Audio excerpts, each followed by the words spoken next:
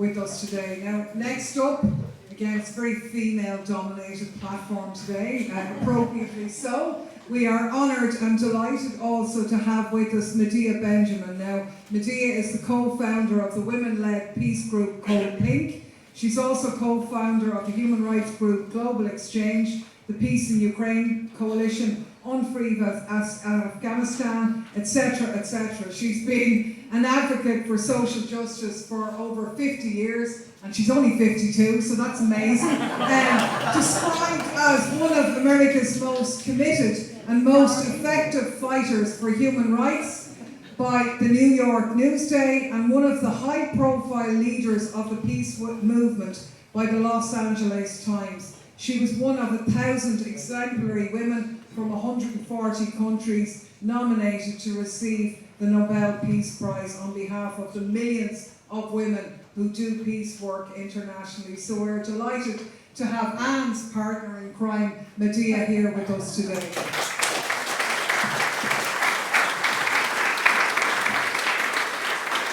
Well, thank you so much. It's such an honor to be here. When I hear Clare or Mick say, "Come to Ireland," to me it's saying, "Jump," and I say, "How high?" I will follow them anywhere. And being here at this forum is really heartwarming for me, just the fact that we're having this forum. My partner in crime, Ann Wright, and I just got back from Ukraine. We were in the western part, in the safer part of Lviv, and the night we got in there at 4 o'clock in the morning, there was a woo siren, people running down to the bomb shelters, and indeed a Russian drone hit a communications center. The days we spent there, as we walked through the streets, one minute it would look like life is normal, people out in the cafes going about their business, and the next minute you'd come upon a ceremony for a fallen soldier. We went out into the cemetery and saw hundreds and hundreds of freshly minted graves. We saw the widows who were desperate. We saw the children who were leaving flowers for the fathers that they would never see again. It is horrific what is happening in Ukraine, and it is natural that people in Ireland, like people everywhere, say, how can we help?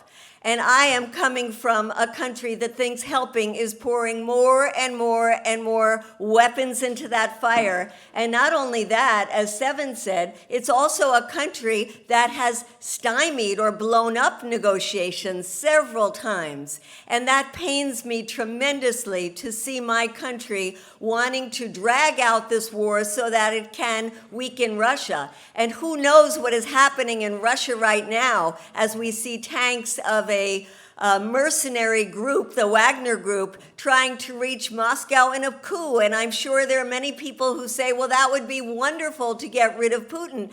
But who knows what would come after that? What would happen? We have no idea. What we know is that there's a horrible war waging, and this war can easily spread throughout Europe. This war could easily become a third world war. This war could easily become a nuclear war. And so to say that the way to help is to pour more weapons in, to me, is absolutely insane. The way to help, of course, is to provide humanitarian aid. The way to help is, of course, to open up our countries to refugees, which many countries talk a lot about but don't do enough. The way to help is to offer our governments forward as mediators. And the way to help is to open the public space for dialogue. And that's what we're doing here today. One thing that has scared me very much is how that space for dialogue has been closing. I see it in my own country, where in the media we're not able to get op-eds or articles in the mainstream, or we're not able to get ourselves on mainstream television. We actually have to pay for ads in places like the New York Times to get our opinion across. And I wrote a book on Ukraine called War in Ukraine, Making Sense of a Senseless Conflict, and I've been traveling around the country to 70 different cities. And as I've been going, there are more and more protests against me. And that is coming from Ukrainian Americans. It's coming from people who call themselves leftists. It's coming from very strange quarters and people who are extremely aggressive and say they are fighting for democracy in Ukraine, but they don't believe in the right to free speech. And in fact, my talks have been canceled at universities, at bookstores, at churches. And the last talk I gave before coming to Europe, there was such an aggressive protest that we ended up with one of our hosts, a veteran for peace, in the emergency room in the hospital after getting beaten up. When we walked here today, I was really surprised that there weren't protesters outside. And I realized that is because there is space in Ireland. There is space because Ireland is a neutral country. There is space because the Irish people care about hearing the various voices. That is not what we've seen recently as Anne and I traveled around Eastern Europe and saw that in Poland people were scared to death to talk about negotiations. People were scared in Slovakia and said they lost their jobs, having written something about calling for negotiations. And in Austria, one of the few neutral countries left on this continent, we were holding an international summit for peace in Ukraine, where we were so delighted that Clare joined us. But that summit was supposed to be hosted by the Austrian Federation of Trade Unions.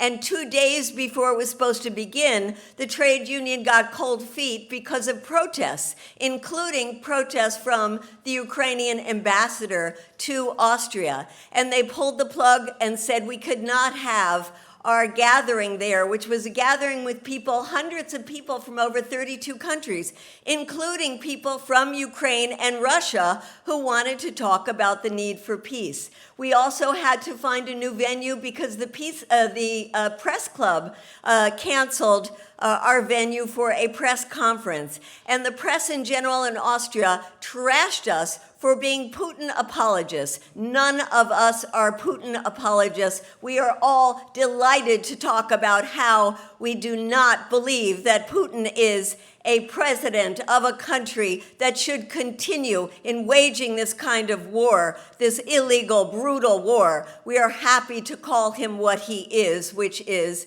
a murderous dictator. And yet, we are considered Putin apologists. And that's why, again, it is so important to be here. And I want to single out how important it is for the world community to hear the voices of Clare, Daly, and Mick Wallace, which we hang on to in your 1-minute speeches.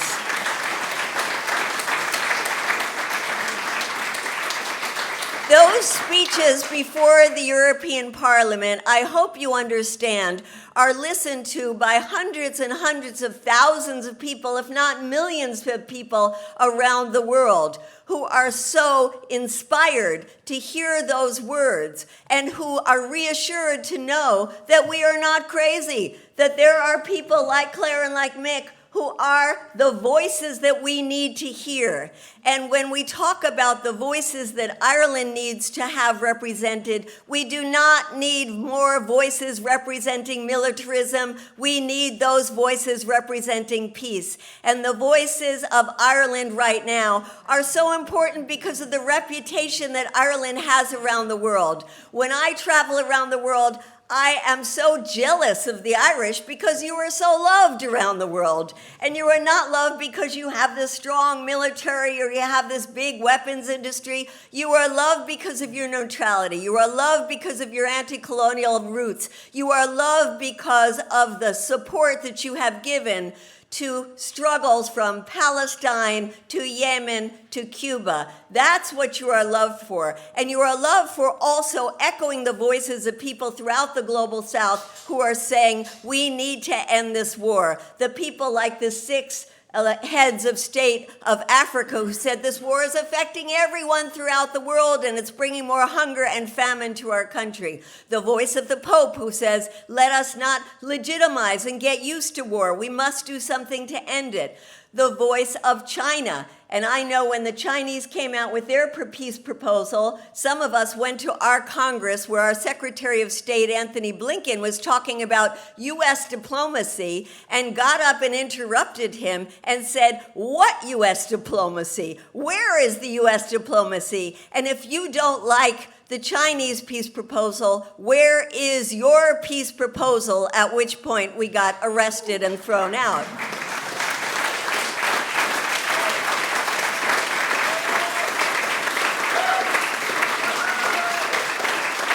So I just want to say in ending that the voices of rationality out there are coming not only from Ireland, but from the global south. And the voice I want to end with is the voice of President Lula from Brazil, who was invited to meet with President Biden and was cajoled saying, "You must send weapons to Ukraine."